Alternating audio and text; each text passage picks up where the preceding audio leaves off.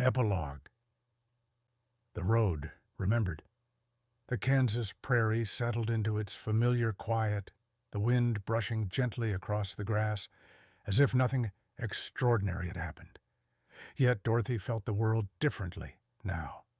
Every color, every sound, every shadow seemed touched by the memory of Oz. Days passed, and life slowly returned to its simple rhythm. Dorothy helped Aunt Em with chores, fetched water for Uncle Henry, and played with Toto under the open sky. But sometimes, when the sun set just right and the sky glowed soft and golden, she found herself looking to the horizon, remembering the yellow brick road stretching out before her like a promise. At first, Aunt Em asked many questions, but Dorothy soon learned that words could not fully describe emerald towers, or talking scarecrows, or fields of living poppies. Eventually, she simply said, "It was beautiful, Aunt Em. Everything there was beautiful." And Aunt Em nodded, pulling her close, glad simply to have her home. Dorothy often wondered about her friends. She imagined the scarecrow sitting proudly on the emerald throne, ruling with clever kindness. She pictured the Tin Woodman returning to the Winkies, his heart full of compassion for his people.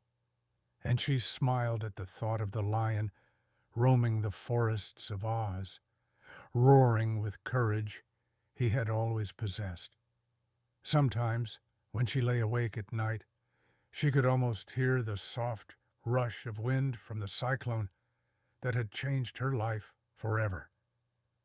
But she never felt frightened again. She had faced witches, monsters, and magic far beyond anything Kansas could hold.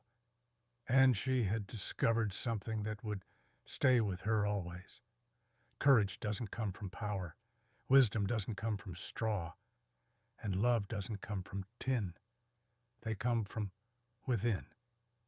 Dorothy carried these lessons in her heart as she grew, as steady and enduring as the prairie itself.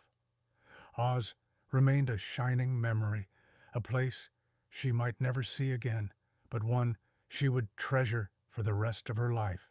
And whenever Toto curled beside her, or the wind tugged playfully at her dress, she whispered the words that had brought her home, "There's no place like home." And she meant them deeply, truly, forever.